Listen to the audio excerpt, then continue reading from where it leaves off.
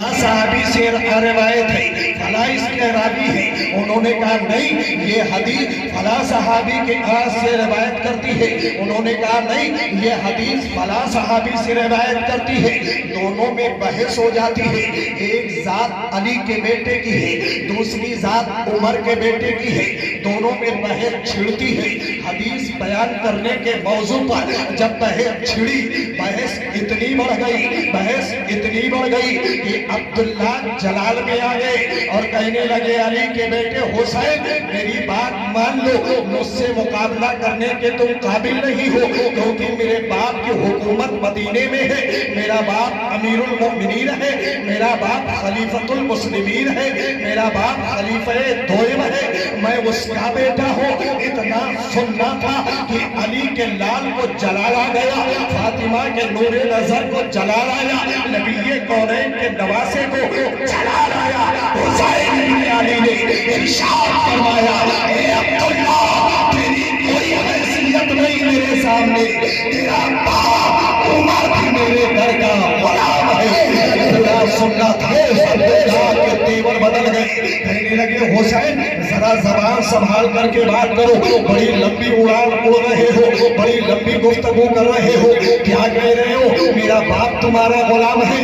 علی کے بیٹے نے کہا ہاں تیری کوئی حیثیت نہیں، تیرا باپ عمر بھی میرا غلام ہے۔ تاریخ بتاتی ہے عبداللہ ابن عمر دوڑے دوڑے بارگاہ میں آتے ہیں، اپنے والد بزرگوار کے تمام تر صحابہ تشریف فرما ہے، اپنی جگہ پر خلیفہ دو حضرت سیدنا عمر بن خطاب جلوگر ہے، عبداللہ حاضر ہوتے ہیں۔ عمر نے عبداللہ کے چہرے کے جغرافیے کو پڑھ لیا، فرمایا عبداللہ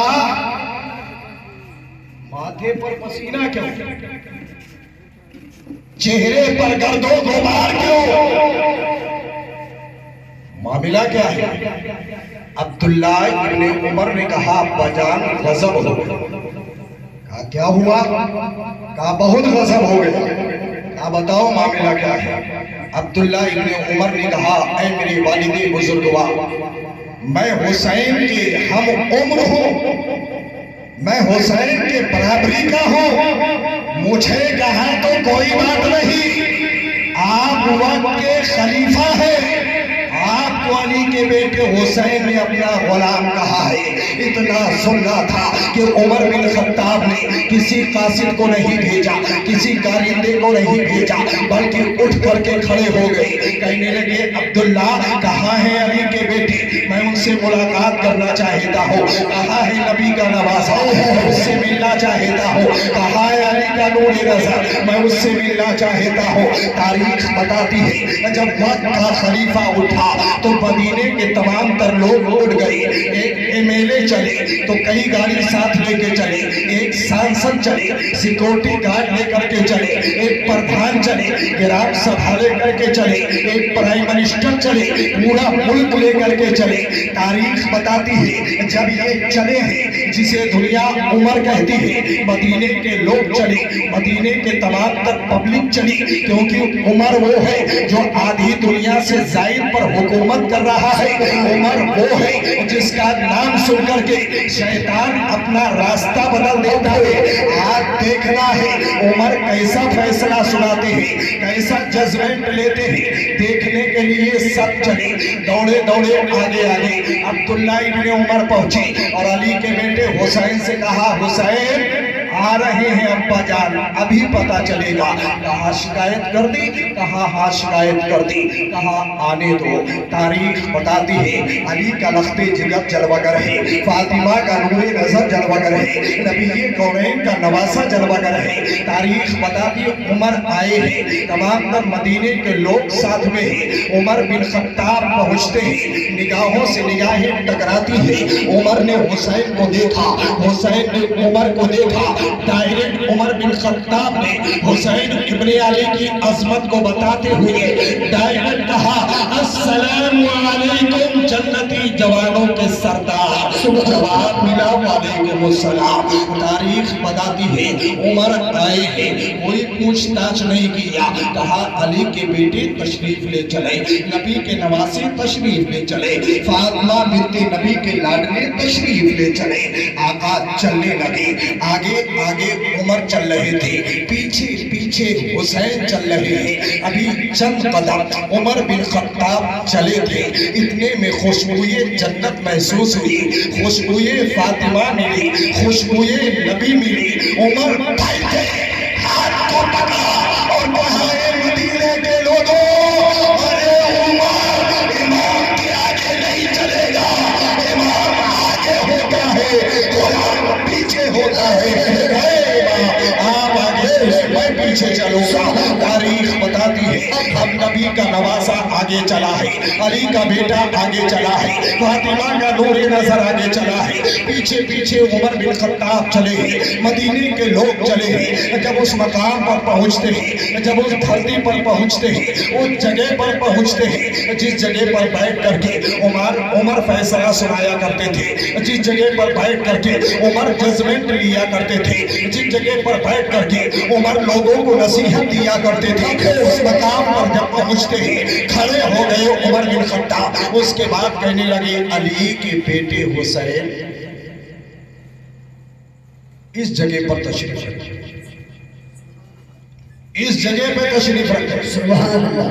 حسین ابن علی نے کہا وقت کے خلیفہ امیر المومنین, یہ جگہ میرے نانا نبی مختار کی ہے, یہ جگہ آمینہ کے لال کی ہے. میرے نانا کے وصال کے بعد مسلمانوں کے اتفاق رائے یہ جگہ ابو بکر ابن قحافہ یعنی صدیق اکبر کے حق میں آئی. صدیق کے وصال کے بعد اتفاق رائے تمام مسلمانوں کے, یہ جگہ آپ کے سپرد کی گئی ہے. آپ بیٹھے, میں کھڑے ہو کر کے آپ کے سوال کا جواب دوں گا, میں کھڑے ہو کر کے آپ کے سوال کا جواب دوں گا. لیکن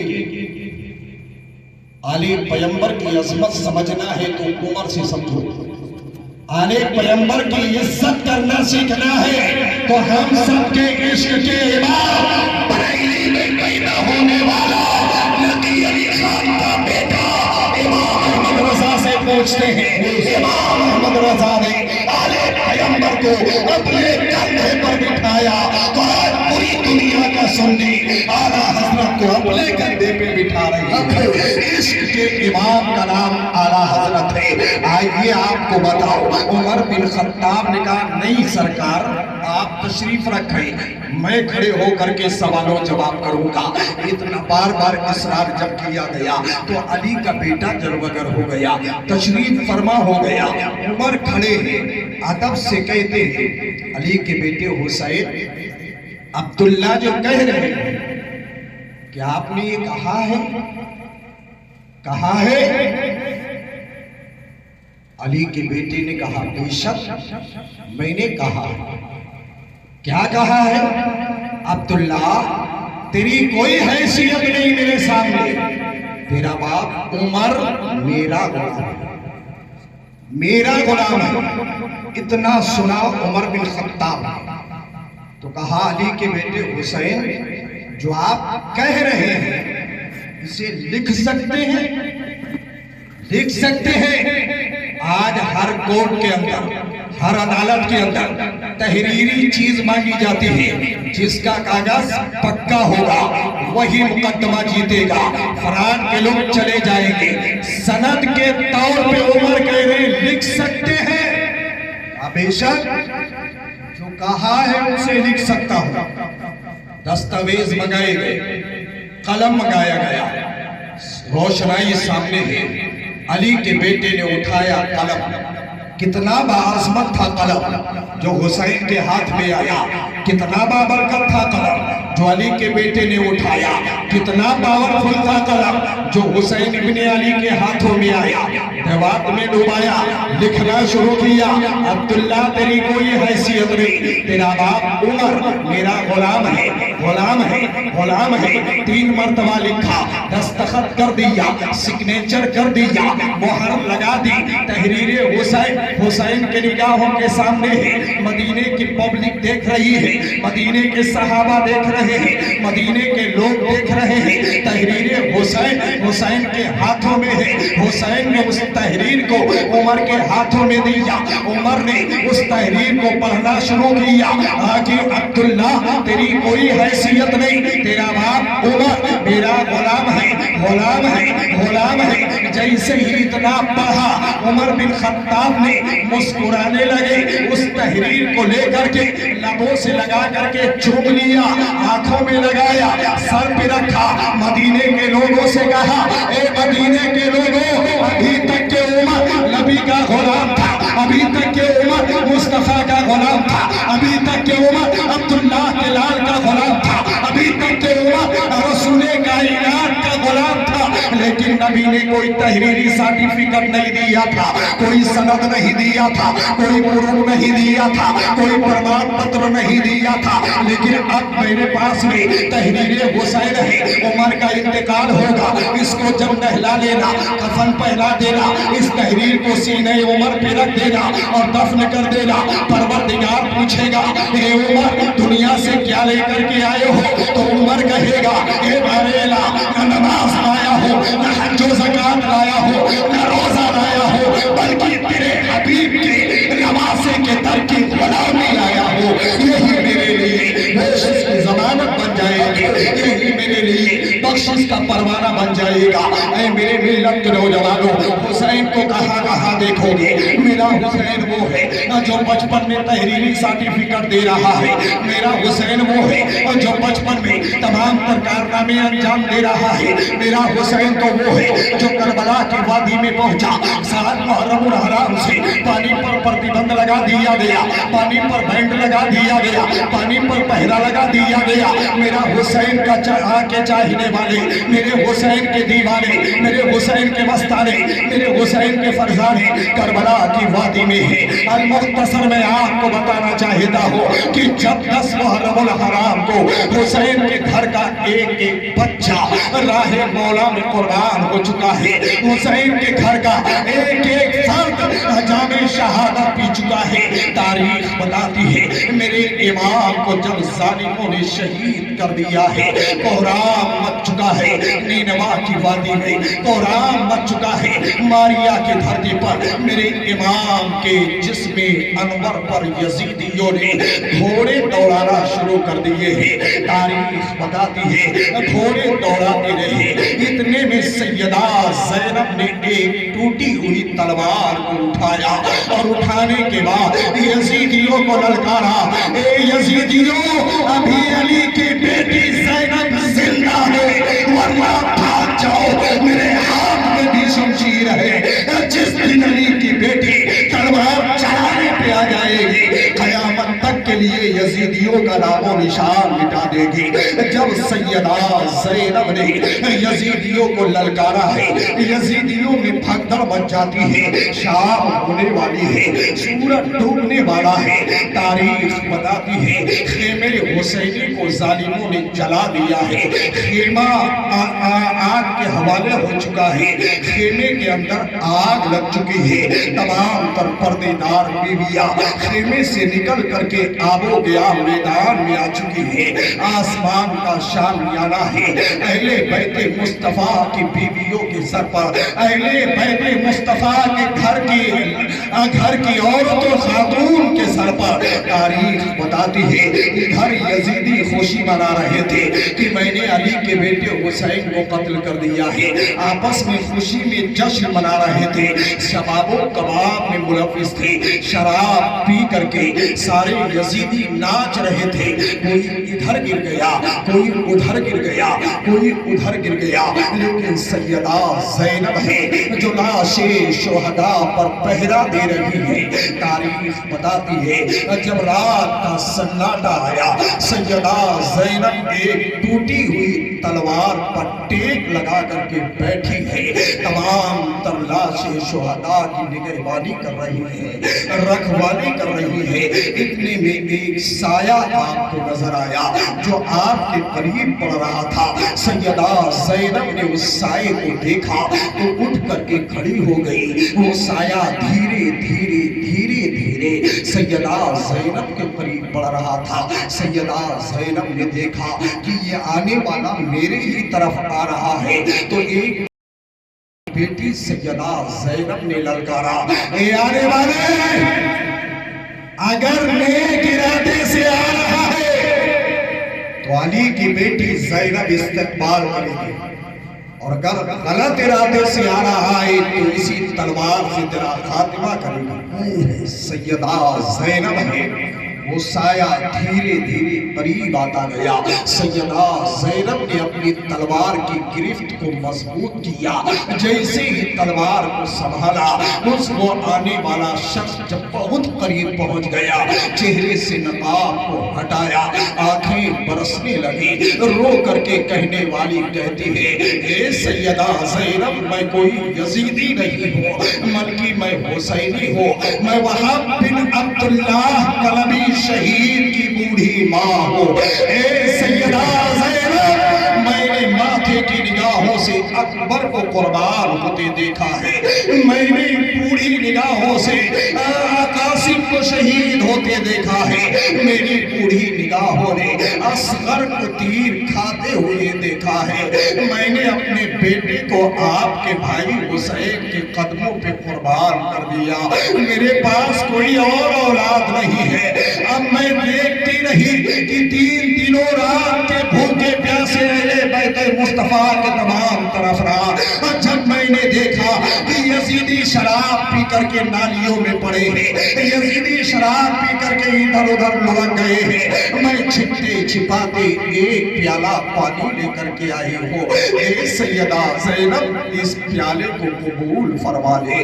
حضرت سیدہ زینب نے اس خاتون کا شکریہ ادا کیا اور کہا، تیری اس محبت کا بدلہ پروردگار تجھے ضرور عطا فرمائے گا۔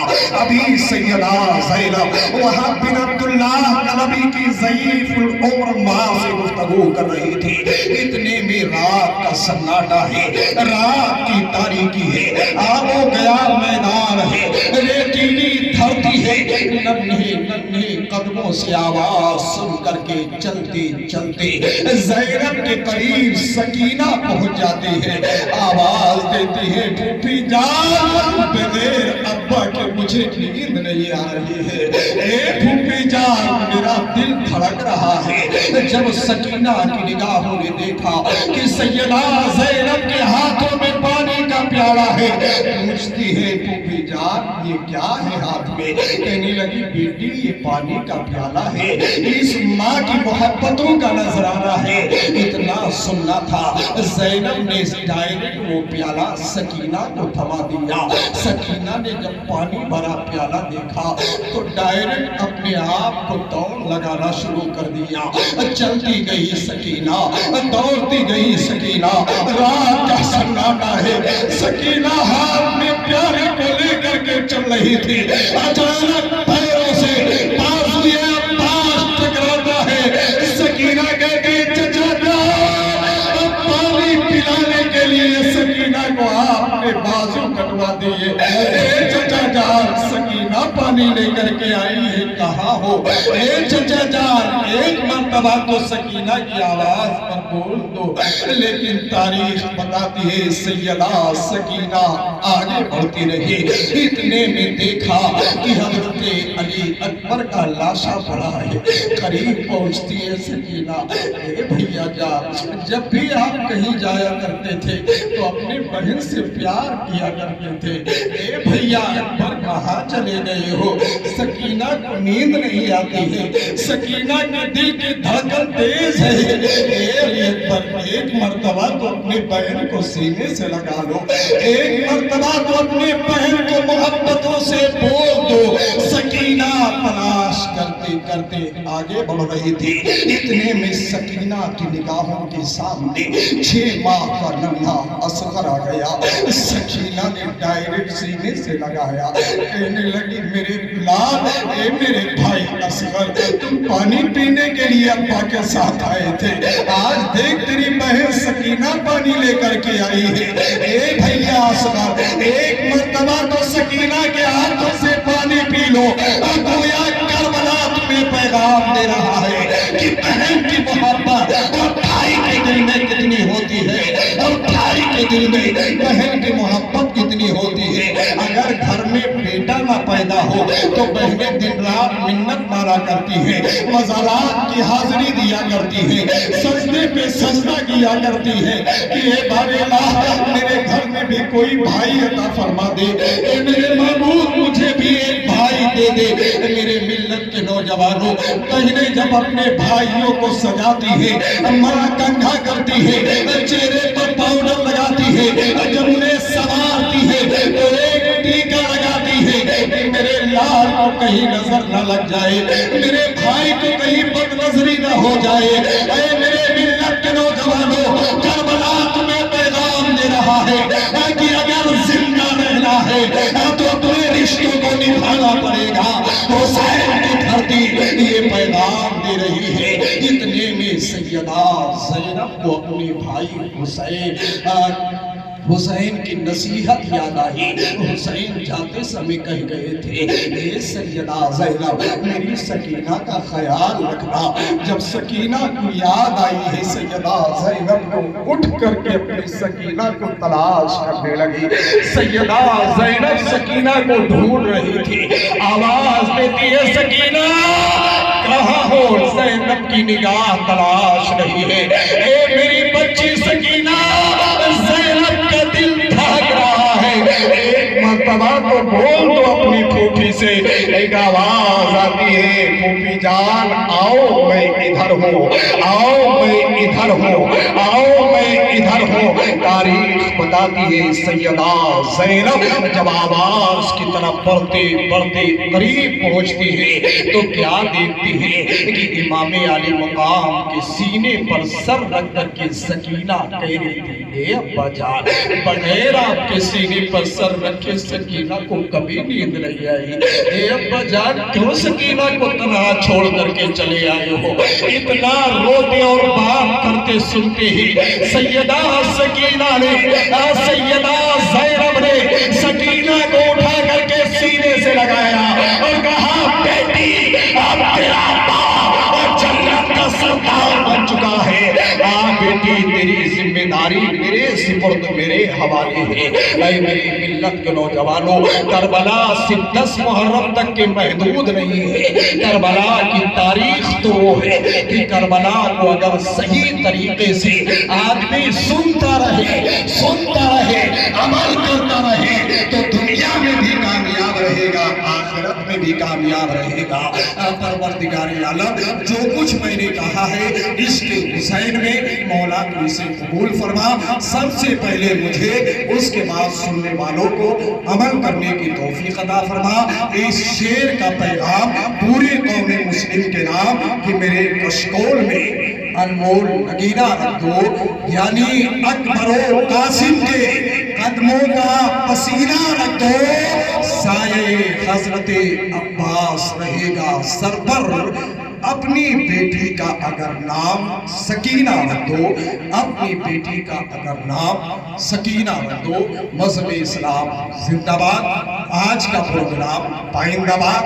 फिर